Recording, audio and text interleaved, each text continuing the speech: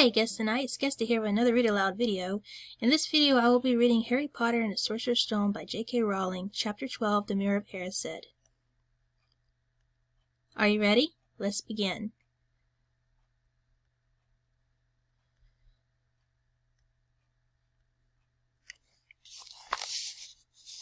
Chapter 12, The Mirror of Erised. Christmas was coming. One morning in mid-December, Hogwarts woke to find itself covered in several feet of snow. The lake froze solid, and the Weasley twins were punished for bewitching several snowballs so that they followed Quirrell around, bouncing off the back of his turban. The few owls that managed to battle their way through the stormy sky to deliver mail had to be nursed back to health by Hagrid before they could fly off again. No one could wait for the holidays to start. While the Gryffindor common room and the Great Hall had roaring fires, the drafty corridors had become icy and a bitter wind rattled the windows in the classrooms. Worst of all were Professor Snape's classes down in the dungeon, where their breath rose in a mist before them, and they kept as close as possible to the hot cauldrons.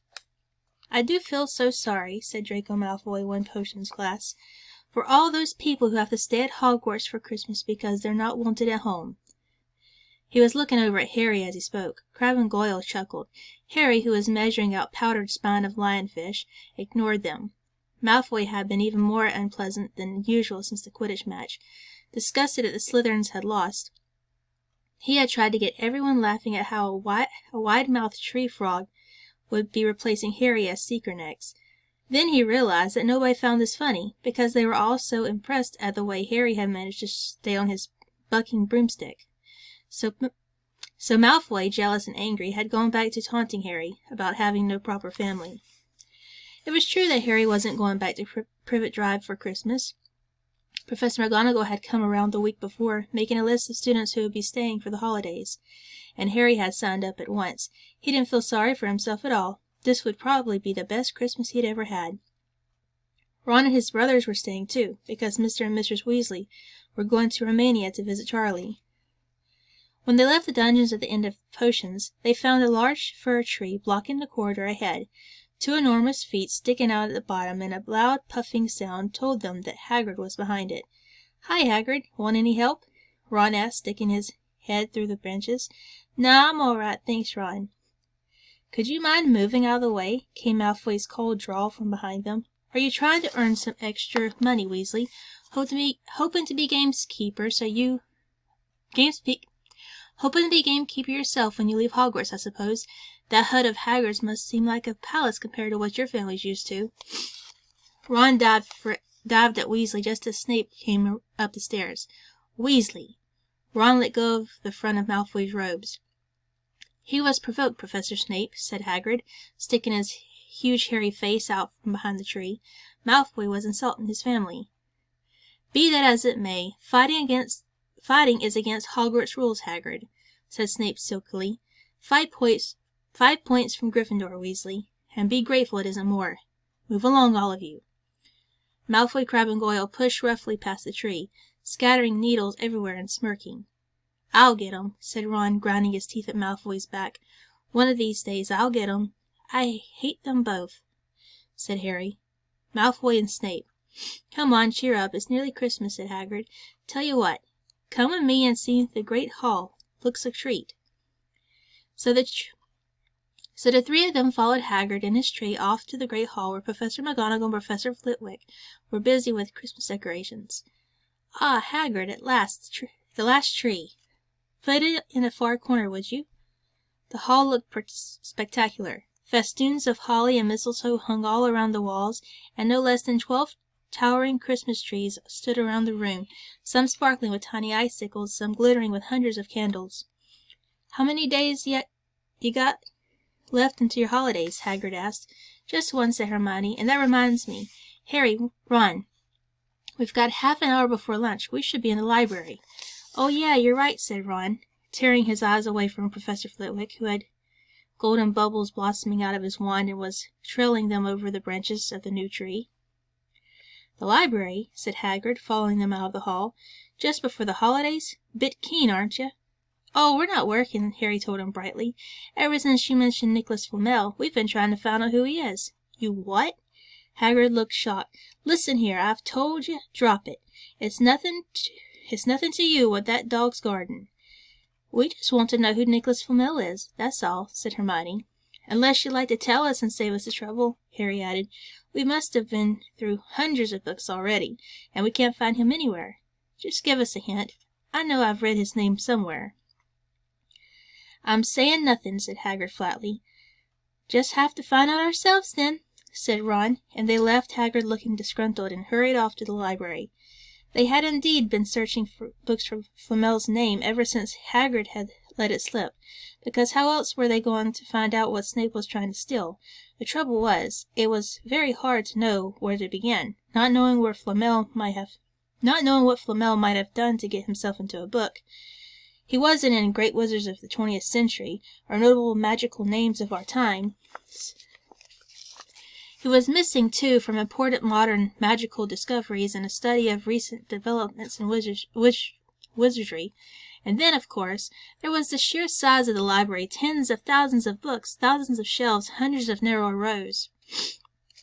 Hermione took out a list of subjects and titles she had decided to search while Ron strode off down a row of books and started pulling them off the shelves at random.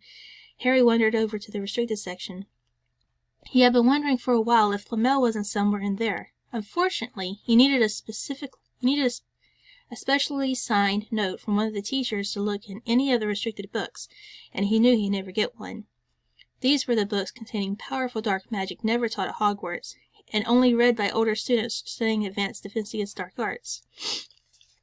What are you looking for, boy? Nothing, said Harry.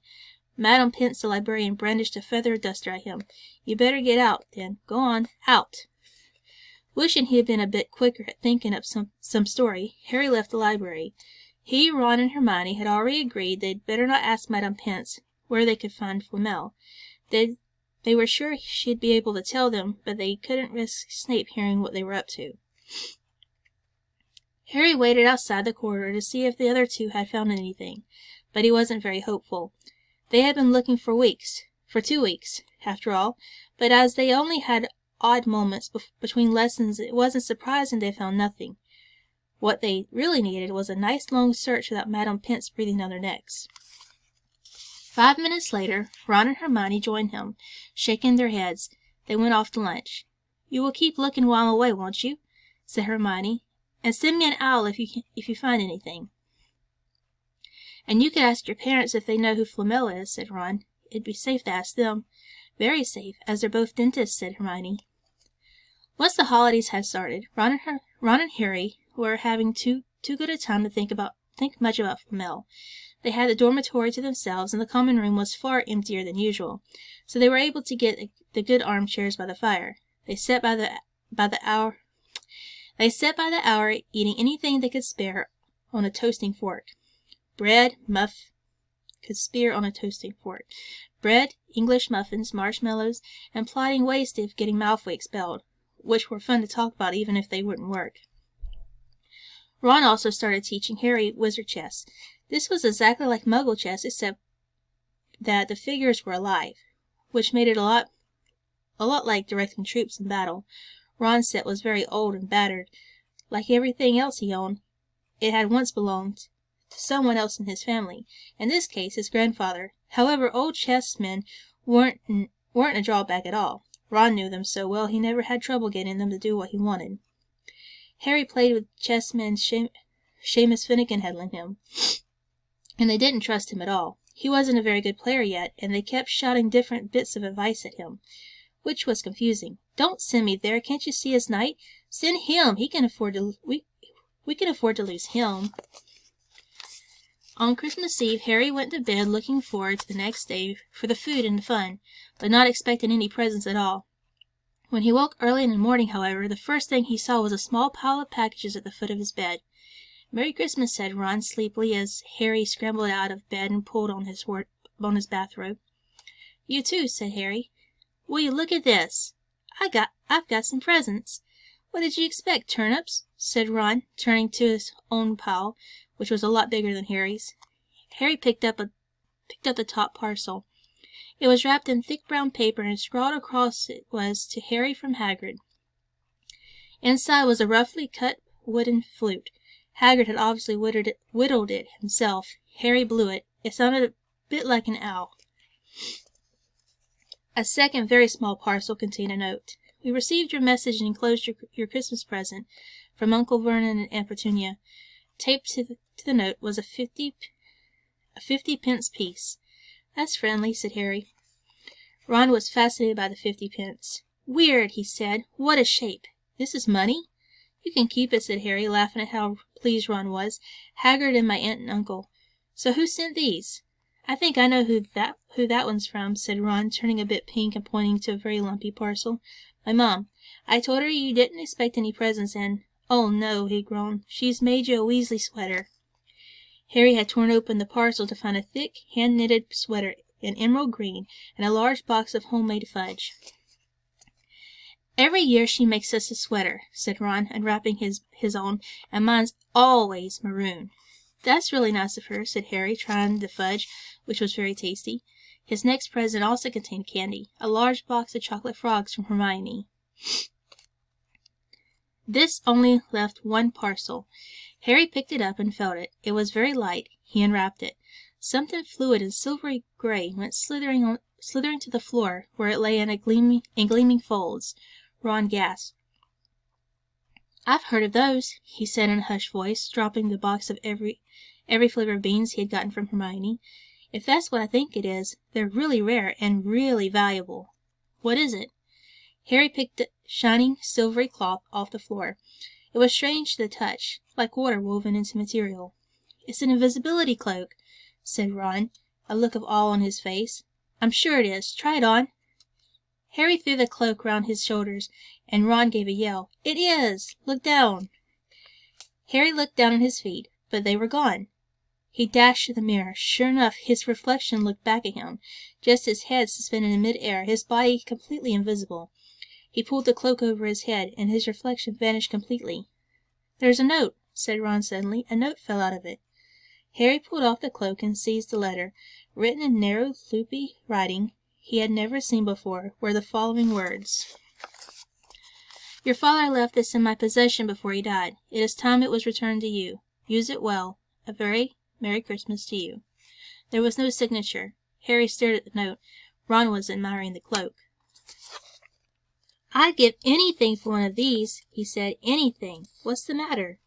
Nothing, said Harry. He felt very strange. Who had sent the cloak? Had it really once belonged to his father? Before he could say or think anything else, the dormitory door was flung open and Fred and George Weasley bounded in. Harry stuffed the cloak quickly out of sight. He didn't feel like sharing it with anyone else yet. Merry Christmas. Hey, look!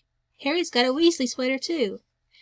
Fred and George were wearing blue sweaters, one with a large yellow F on it, the other with a G. Harry's is better than ours, though, said Fred, holding up Harry's sweater. She obviously makes more of an effort if you're not family. Why aren't you wearing yours, Ron? George demanded. Come on, get it on. They're lovely and warm. I hate maroon, Ron moaned half-heartedly as he pulled it over his head. You haven't got a letter on yours, George observed. I suppose she thinks you don't forget your name, but we're not stupid. We know. We're called we're called Gred and Forge. What's all this noise? Percy Weasley stuck his head through the door, looking disapproving. He had clearly gotten halfway through unwrapping his presents as he, too, carried a lumpy sweater over his arm, which Fred seized. P for prefect. Get it on, Percy. Come on. We're all wearing ours. Even Harry got one. I don't want, said Percy thickly as the twins forced the sweater over his head, knocking his glasses askew. And you're not sitting with the prefects today either, said George. Christmas is a time for family. They frog-marched Percy from the room, his arms pinned to his side by his sweater. Harry had never in all his life had such a Christmas dinner. 100 fat roast turkeys, mountains of roast and boiled potatoes, platters of chipolatas, tureens of buttered peas, silver boats of thick, rich gravy and cranberry sauce, and stacks of wizard crackers every few feet along the table. These fantastic party favors were nothing like the feeble Muggle ones the Dursleys usually bought, with their little plastic toys and their flimsy paper hats inside. Harry pulled a wizard cracker from Fred, and it didn't just bang, it went off with a blast like a cannon and engulfed them all in a cloud of blue smoke, while from the inside exploded a rear admiral's hat and several live white mice. Up at the high table, Dumbledore had swapped his pointed wizard's hat for a flowered bonnet, and was chuckling merrily at a joke Professor Flitwick had just read him. Flaming Christmas puddings followed the turkey. Percy nearly broke his teeth on a silver sickle embedded in his slice. Harry watched Hagrid getting redder and redder in the face as he called for more wine, finally kissing Professor McGonagall on the cheek, who, to Harry's amazement, giggled and blushed, her top hat lopsided. When Harry finally left the table, he was laden down with a stack of things out of the crackers, including a pack of non-explodable luminous balloons, a grow-your-own-warts kit, and his own new wizard chess set. The white mice had disappeared, and Harry had a nasty feeling they were going to end up as Mr. Norris' Christmas dinner. Harry and the Weasleys spent a happy afternoon having a furious snowball fight on the grounds. Then, cold, wet, and gasping for breath, they returned to the fire in the Gryffindor common room, where Harry broke in his new chess set by losing spectacularly to Ron. He suspected he wouldn't have lost so badly if Percy hadn't tried to help him so much. After a meal of turkey sandwiches, crumpets, trifle, and Christmas cake, everyone felt too full and sleepy to do much before bed, except sit and watch Percy chase Fred and George all over the Gryffindor Tower because they had stolen his prefect badge. It had been Harry's best Christmas day ever, yet something had been nagging at the back of his mind all day. Not until he climbed into bed was he free to think about it, the invisibility cloak, and whoever had sent it. Ron, full of turkey and cake and with nothing mysterious to bother him, fell asleep almost as soon as he had drawn the curtains of his four-poster. Harry leaned over the side of his own bed and pulled the cloak out from under it. His father's. This had been his father's. He let the material flow over his hands, smoother than silk, light as air. Use it well, the note had said. He had to try it now. He slipped out of bed and wrapped the cloak around himself. Looking down at his legs, he saw only moonlight and shadows. It was a very funny feeling. Use it well. Suddenly, Harry felt wide awake. The whole of Hogwarts was open to him in this cloak. Excitement flooded through him as he stood there in the darkened silence. He could go anywhere in this, anywhere, and Filch would never know. Ron grunted in his sleep. Should Harry wake him? Something held him back. His father's cloak. He felt that this time, the first time, he wanted to use it alone. He crept out of the dormitory, down the stairs, across the common room, and climbed through the portrait hole. "Who's there?" squawked the fat lady. Harry said nothing. He walked quickly down the corridor. Where should he go? He stopped, his heart racing, and thought. And when it came to him, the restricted section in the library, he'd be able to read as long as he liked, as long as it took to find out who Flamel was. He set off, drawing the invisibility cloak tight around him as he walked. The library was pitch black and very eerie. Harry lit a lamp to see his way along the rows of books. The lamp looked as if it was floating along in mid-air, and even though Harry could feel his arm supporting it, the sight gave him the creeps. The restricted section was right at the back of the library. Stepping carefully over the rope that separated these books from the rest of the library, he held up his lamp to read the titles. They didn't tell him much. Their peeling, faded gold letters spelled words in languages Harry couldn't understand. Some had no title at all. One book had a dark stain on it that looked horribly like blood. The hairs on the back of Harry's neck prickled. Maybe he was imagining it, maybe not, but he thought a faint whispering was coming from the books, as though they knew someone was there who shouldn't be. He had to start somewhere. Setting the lamp down carefully on the floor, he looked along the bottom shelf for an interesting-looking book. A large black and silver volume caught his eye. He pulled it out with difficulty because it was very heavy, and, balancing it on his knee, let it fall open. A piercing, blood-curdling shriek split the silence. The book was screaming. Harry snapped it shut. The shriek went on and on, one high, unbroken, ear-splitting note. He stumbled backward and knocked over his lamp, which went out at once. Panicking, he heard footsteps coming down the corridor outside. Stuffing the shrieking book back on the shelf, he ran for it. He passed Filch in the doorway. Filch's pale, wild eyes looked straight through him, and Harry slipped under Filch's outstretched arm and streaked up the corridor, the book's shriek still ringing in his ears. He came to a sudden halt in front of the tall suit of armor. He had been so busy getting away from the library, he hadn't paid attention to where he was going. Perhaps because it was dark, he didn't recognize where he was at all. There was a suit of armor near the kitchens, he knew, but he must be 5 floors above there. You asked me to come directly to you, Professor, if anyone was wandering around at night, and someone's been in the library. Restricted section. Harry felt the blood drain out of his face. Wherever he was, Filch must know a shortcut, because his soft, greasy voice was getting nearer, and, to his horror, it was Snape who replied, "The restricted section? Well, they can't be far. We'll catch them." Harry stood rooted to the spot as Filch and Snape came around the corner ahead. They couldn't see him, of course, but it was a narrow corridor, and if they came much nearer, they'd knock right into him. The cloak didn't stop him from being solid. He backed away as quietly as he could. A door stood ajar to his left. It was his only hope. He squeezed through it, holding his breath, trying not to move it, and to his relief he managed to get inside the room without their noticing anything. They walked straight past Harry, and Harry leaned against the wall, breathing deeply, listening to their footsteps dying away. That had been close, very close. It was a few seconds before he noticed anything about the room he had hidden in. It looked like an unused classroom. The dark shapes of desks and chairs were piled against the walls, and there was an upturned wastepaper basket. But propped against the wall facing him was something that didn't look as if it belonged there, something that looked as if someone had just put it there to keep it out of the way. It was a magnificent mirror, as high as the ceiling, with an ornate gold frame, standing on 2 clawed feet. There was an inscription carved around the top.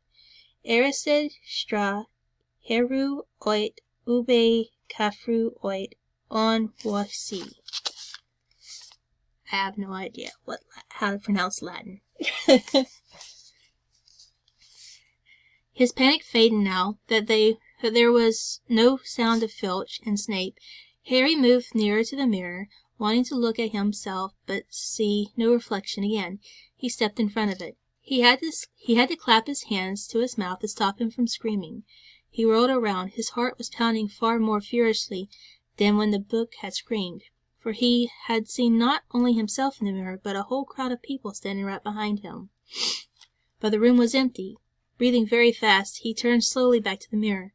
There he was, reflected in it, white and scared looking, and there reflected behind him were at least 10 others. Harry looked over his shoulder, but still no one was there. Or were they all invisible too? Was he in fact in a room full of invisible people, and this mirror's trick was that it reflected them, invisible or not? He looked in the mirror again. A woman standing right behind his reflection was smiling at him and waving. He reached out a hand and felt the air behind him. If she was really there, he'd touch her. Their reflections were so close together, but he felt only air. She and the others existed only in the mirror. She was a very pretty woman. She had dark red hair, and her eyes are just like mine, Harry thought, edging a little closer to the glass. Bright green, exactly the same shape. But then he noticed that she was crying, smiling but crying at the same time. The tall, thin, black-haired man standing next to her put his arm around her. He wore glasses, and his hair was very untidy. It stuck up at the back just as Harry's did. Harry was so close to the mirror now that his nose was nearly touching that of his reflection. "Mom," he whispered. "Dad." They just looked at him, smiling, and slowly Harry looked into the faces of the other people in the mirror, and saw other pairs of green eyes like his, other noses like his, even a little old man who looked as though he had Harry's knobbly knees. Harry was looking at his family for the first time in his life. The Potter smiled and waved at Harry, and he stared hungrily back at them, his hands pressed flat against the glass, as though he was hoping to fall right through it and reach them. He had a powerful kind of ache inside him, half joy, half terrible sadness. How long he stood there, he didn't know. The reflections did not fade, and he looked and looked until a distant noise brought him back to his senses. He couldn't stay here. He had to find his way back to bed. He tore his eyes away from his mother's face, whispered, "I'll come back," and hurried from the room. "You could have woken me up," said Ron crossly. "You can come tonight. I'm going back. I want to show you the mirror. I'd like to see your mom and dad," Ron said eagerly, "and I want to see all your family, all the Weasleys. You'll be able to show me your other brothers and everyone." "You can see them any old time," said Ron. "Just come around my house this summer. Anyway, maybe it only shows dead people. Shame about not finding Flamel, though. Here, have some bacon or something. Why aren't you eating anything?" Harry couldn't eat. He had seen his parents, and would be seeing them again tonight. He had almost forgotten about Flamel. It didn't seem very important anymore. Who cared what the three-headed dog was guarding? What did it matter if Snape stole it, really? "Are you all right?" said Ron. "You look odd." What Harry feared most was that he might not be able to find the mirror room again. With Ron covered in the cloak, too, they had to walk much more slowly the next night. They tried retracing Harry's route from the library, wandering around the dark passage for nearly an hour. "I'm freezing," said Ron. "Let's forget it and go back." "No," Harry hissed. I know it's here somewhere." They passed the ghost of a tall witch gliding in the opposite direction, but saw no one else. Just as Ron started moaning that his feet were dead with cold, Harry spotted the suit of armor. "It's here, just here. Yes." They pushed the door open. Harry dropped the cloak from around his shoulders and ran to the mirror. There they were. His mother and father beamed at the sight of him. "See?" Harry whispered. "I can't see anything. Look at them all. There are loads of them. I can only see you. Look at it properly. Go on, stand where I am." Harry stepped aside, but Ron in front of the mirror. He couldn't see his family anymore. Just Ron in his paisley pajamas. Ron, though, was staring transfixed at his image. "Look at me," he said. "Can you see all your family standing around you?" "No, I'm alone, but I'm different. I look older, and I'm head boy. What? I'm wearing the badge like Bill used to, and I'm holding the house cup and the Quidditch cup. I'm Quidditch captain, too." Ron tore his eyes away from the splendid sight to look excitedly at Harry. "Do you think this mirror shows the future? How can it? All my family are dead. Let me have another look. You had it to yourself all last night. Give me a bit more time." "You're only holding the Quidditch cup. What's interesting about that? I want to see my parents." "Don't push me." A sudden noise outside in the corridor put an end to their discussion. They hadn't realized how loudly they had been talking. "Quick!" Ron threw the cloak back over them as the luminous eyes of Mistress Norris came around the door.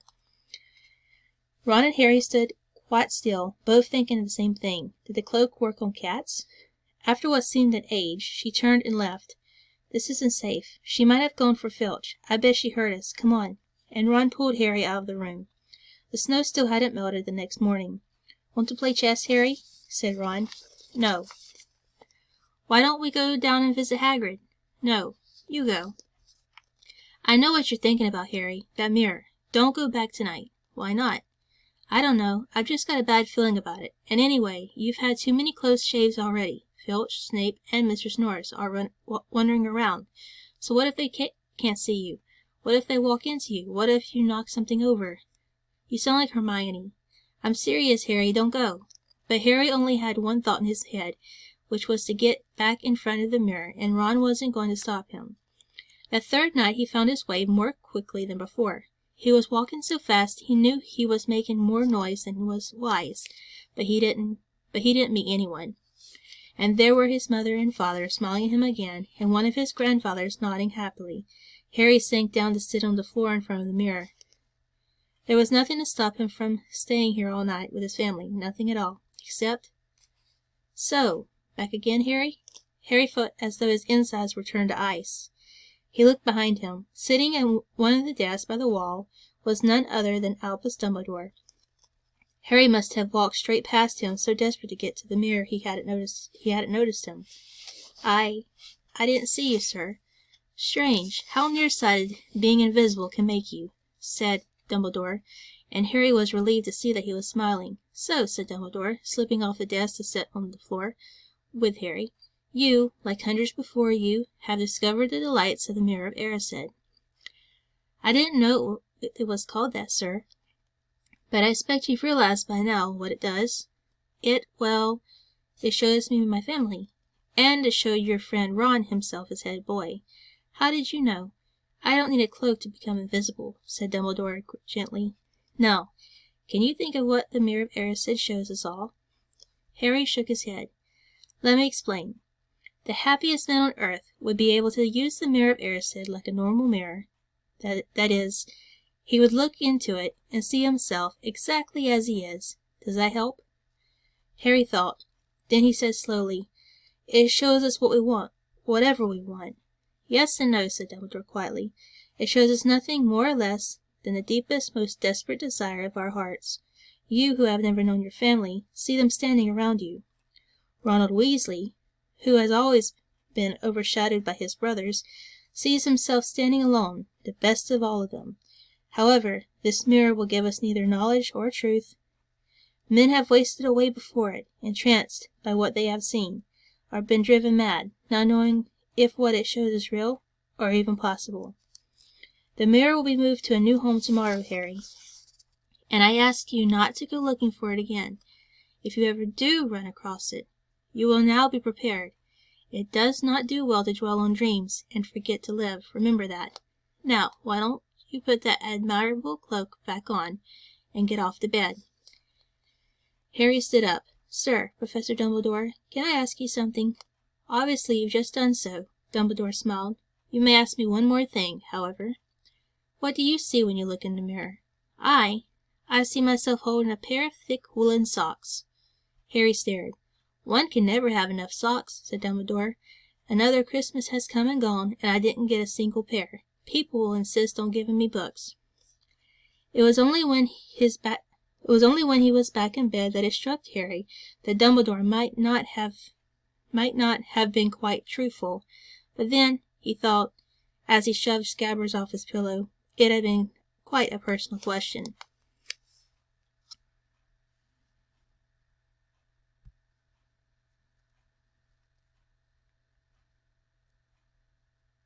I hope you all enjoy this read aloud. Join me next time for Chapter 13, Nicholas Flamel.